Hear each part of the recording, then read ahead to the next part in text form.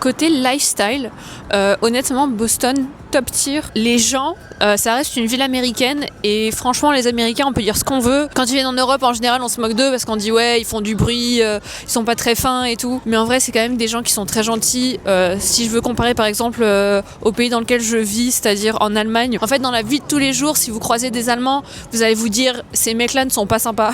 Ces gens-là ne veulent pas me rendre heureux, ils sont pas gentils. Parce que en général, en Allemagne, dans le service, vous avez des gens qui sont un peu aigris, ils sont pas polis et tout. Alors qu'aux US, il y a quand même cette culture de vas-y, je veux bien faire mon taf. C'est en partie biaisé par la culture du type. Et bon, ça, j'ai un peu de mal avec ça, j'avoue, parce que du coup, c'est cool d'avoir des gens sympas, mais si leur sympathie, disons, ou leur gentillesse est biaisée par le fait que tout ce qu'ils veulent, c'est un type, en fait, que je leur donne le bureau type, en fait, c'est un peu chiant. Mais bon, ça fait partie de leur culture et en général dans le service les gens sont sympas, les gens veulent vous aider, ils sont super polis, ils disent toujours you're welcome, bon après ils disent how you doing et faut pas tomber dans le piège, faut pas dire je vais bien et toi, faut pas taper la conversation, c'est juste une formule de politesse. Ils demandent salut ça va, mais bon ils veulent pas que tu répondes quoi. Mais voilà, ils disent toujours de rien, merci, je trouve que ça fait la différence d'avoir des gens qui sont un minimum polis. Et si je veux comparer par exemple, le step au-dessus pour moi, c'est le Japon. Parce que vous avez des gens qui sont très très polis, mais qui n'attendent pas de pourboire. Et ça du coup c'est la gentillesse de l'extrême. La gentillesse et la politesse de l'extrême. Donc les gens sont sympas dans le service, les gens dans la rue vont vous aider, ils sont outgoing. Je sais que c'est quand même une culture qui, par défaut, est plutôt tournée vers l'autre. Par exemple, vous allez monter dans un ascenseur, s'il y a des ricains, ils vont vous dire bonjour, ils vont peut-être vous taper la discute, ils vont vous dire vas-y, tu t'appelles comment, ou qu'est-ce que tu fais. Enfin, ils ont cette facilité-là quand même à connecter avec les autres, et c'est normal pour eux. Ceux qui, je veux bien l'admettre, venant d'une culture disons européenne, et si vous venez plutôt d'Europe de l'Est, moi je sais que j'ai un peu de ça parce que je vis à Berlin et parce que je côtoie des Allemands de l'Est et des gens un peu froids, et ben c'est extrêmement bizarre au début, c'est extrêmement gênant au début que vous rentrez dans une situation et les gens vous tapent la discute, vous êtes là genre fous-moi la paix ou je sais que c'est pas gentil et que c'est pas cool. Mais quand on vient d'une culture où c'est pas normal de taper la discute à des inconnus, en fait ça fait vraiment bizarre, on a l'impression qu'on rentre dans votre zone dans votre zone personnelle et privée quoi. Mais quand on s'y fait, en fait c'est plus positif que négatif en vrai, et c'est très bon enfant quoi. Et si je devais finir sur un point concernant le lifestyle à Boston, probablement ce serait le coût de la vie.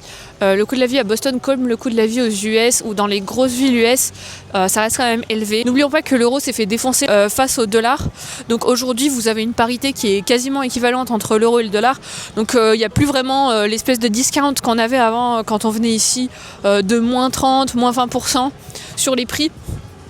En plus de ça, il faut typer. Du coup, j'ai demandé à ChatGPT, c'est en moyenne 15% pour un service normal. Donc le type par défaut, ça va être 15%. Donc vous rajoutez 15% à votre bill.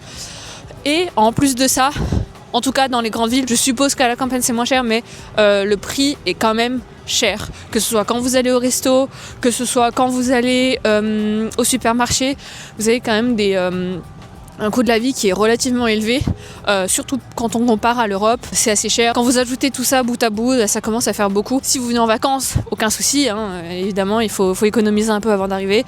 Et si vous y vivez, essayez de trouver un job sur place où le job sera équivalent au pouvoir d'achat de l'endroit où vous êtes, plutôt que de travailler à distance pour un pays où la monnaie est plus faible et où le pouvoir d'achat est pas équivalent, parce que là vous allez un peu vous faire ken et ça commence à faire un peu cher, et c'est dommage parce qu'après on peut pas sortir, et si on peut pas sortir, en vrai on kiffe pas l'endroit où on est quoi.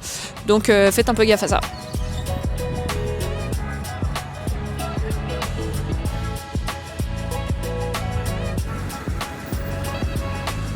Boston, le temps est magnifique, et je dis pas ça pour faire du small talk, en fait j'adore quand il fait beau, et c'est vrai qu'à Boston alors là c'est un peu couvert, mais en général c'est plein soleil Il fait très froid, alors il faut aimer quand même le temps froid. Moi je sais que ça me dérange pas. J'ai plutôt une préférence au temps très froid qu'au temps très chaud par exemple. Mais sinon c'est grand bleu et du coup quand il pleuvait pas, il neigeait. Donc c'était magnifique. Sinon, et ça fait partie de la catégorie lifestyle, choses à faire.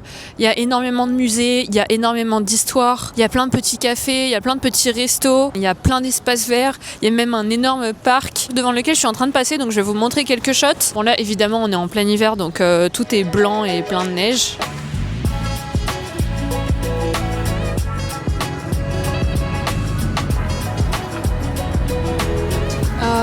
Et c'est une fin de journée. Si vous avez bien aimé la vidéo, pensez à liker, vous abonner, commenter. Et on se voit plus tard pour un nouveau vlog. Salut!